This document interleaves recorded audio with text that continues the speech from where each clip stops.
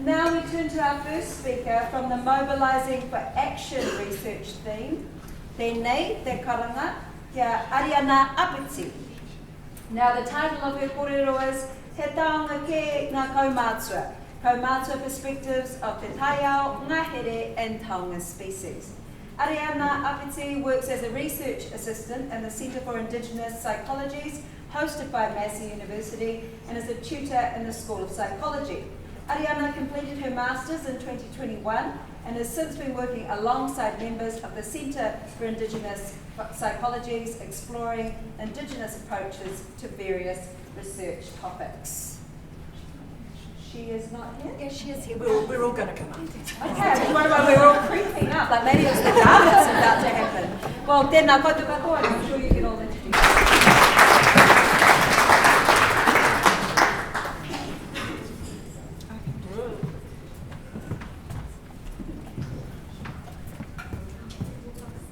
Kia ora koutou. Ko more makanti tōku ingoa. Ko kai ako, ko kai rangaho. Waipapa Tamata Road, the University of Auckland, and I am the co-lead for the Mobilising for Action theme. And I have two wonderful people who are part of our team here with us. And Ariana is going to speak first, and Pikahuia couldn't attend today, so I will present instead after Ariana. And beside me we have Debbie as well, Debbie is doing a Masters and she has a poster, and I encourage you to go and look at that poster. She's looking at citizen science through a Western science perspective, but also it may not have the same application in a Te Ao Māori perspective. So she's looking at these two perspectives, and we thank Harry Rescue, who has actually sponsored and supported and funded Debbie's research. Debbie's just put up beside me here the Mobilising for Action website, and this is here, which you can go in and you can look at. Just go to the projects. And you can see all the research projects that Mobilising for Action do. That's right. And there they are there, so you can go into them, including all the resources. And the one that Ariana has come from is this RA 1.1. So Ariana's going to present you some research from RA 1.1. But you can see all our other projects there, and I encourage you to go and look at it, because there's lots and lots of resources there as well from our Mobilising for Action theme.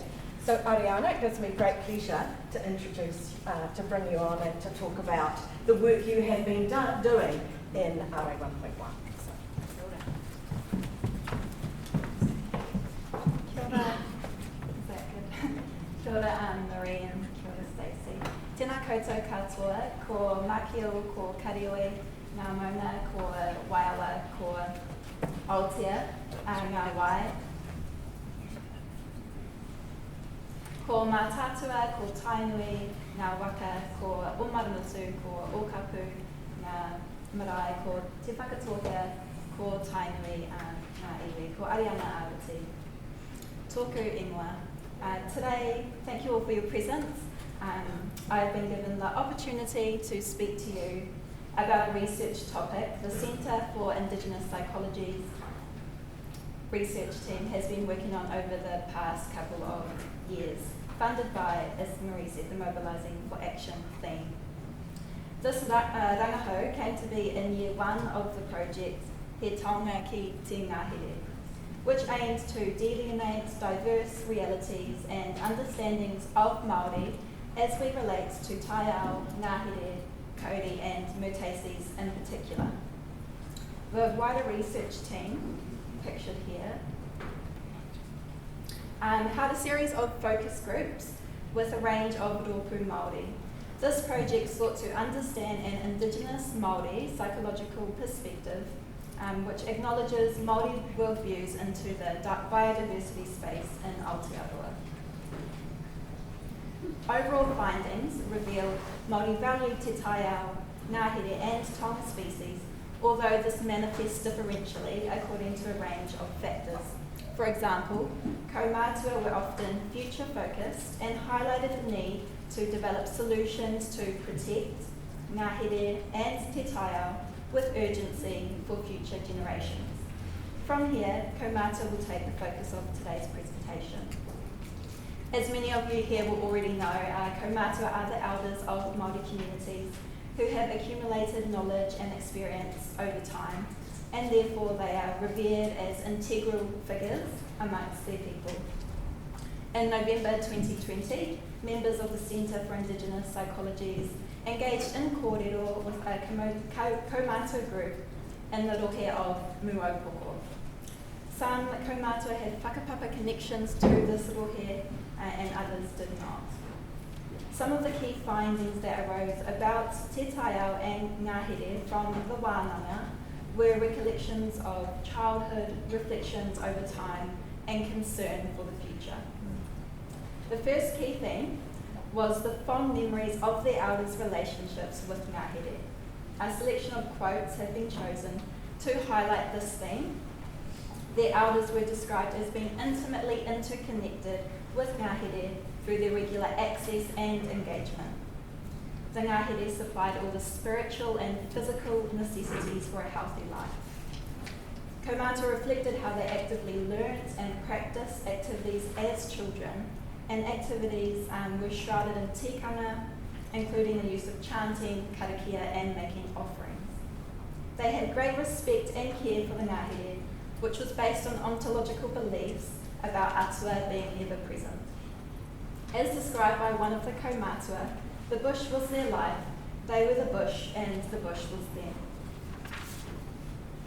We now move through time and see the kaumātua through the eyes of their childhood experiences, leading us to our second key theme, our childhood.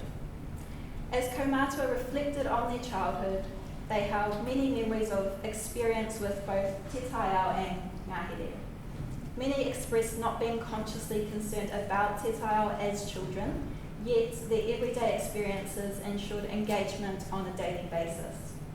Some expressed a sense of freedom to engage in activities that provided a sense of connection, while others noted a sense of restriction or prohibition felt in relation to te taiao in some circumstances. However, there was a sense their elders helped navigate spaces and provided spiritual safety for a carefree childhood. We now traverse time to the present day. Currently, kaumātua identified an increased awareness of the environment, evoking feelings of concerns and emotions for te taiao and ngahere. Te taiao was considered more important now than ever before in life. Concern was particularly expressed about the loss of indigenous ngahere and the effect it has had on human well-being. Further, the loss of ngahere beyond the shores of Aotearoa was an influencing factor. Overall, key themes included concern about loss of ngahere. However, this could not be disentangled from other environmental issues, suggesting kaumātua are holistically focused when thinking about te taiao. Our attention now turns to the future and the aspirations kaumātua have for it. Te taiao is a holistic entity along with an urgent desire to ensure the well-being for future generations was strongly expressed. Initially, a theme of regret was mostly about mokopuna, not being an obvious connection with te taiao was expressed. Kaumātua also expressed sadness about not passing on knowledge from their elders or exposing their own children to knowledge about and experiences with te taiao. This kōrero moved from regret to hope, with kaumātua expressing their motivations for the future being directly tied to their mokopuna. Kaumātua spoke about promoting resilience in their mokopuna through wairua, as well as regenerating te ao Māori practices that are embedded in wairuatanga, as a way of them being able to navigate future challenges for te taiao. These key themes help us to understand the meaning and value kaumātua give to te taiao, ngahere, and Taonga species. Therefore, how might kaumātua perceive biosecurity threats such as those impacting Kauri and Mutaisi species. Whilst Kaumātua expressed concern about Kauri dieback and less so myrtle rust, as they have less exposure to myrtle rust, they acknowledged the good work being done by iwi up in the far north to address this biodiversity, biosecurity issue. And speaking with iwi from up north as a salient starting point for further initiatives. How might Kaumātua relate to the theme of mobilising to action? Firstly, it should be acknowledged that Kaumātua are already mobilised to act for the environment, and the main driver of this mobilisation and action is the mokopuna. From here, initiatives developed to mobilise Kaumātua to take action to protect Taonga species from biosecurity threats will need to be specific yet diverse and need to take account of the following. Kaumātua may be reluctant to encroach on issues they think other iwi are already doing a good job on. Kaumātua see te taiao, ngahere, Taonga species and human well-being as intimately intertwined. What affects one affects all others. Above all else, Kaumātua endorse wairuatanga as the most important consideration for environmental sustainability. On behalf of the Centre for Indigenous Psychologies, we would like to extend appreciation to the Kaumātua group who allowed us the privilege of their time, energy and wisdom. And also thank you to those who have joined us from near and afar. Ngā mihi mai oha, ngā mihi aroha, kia koutou katoa.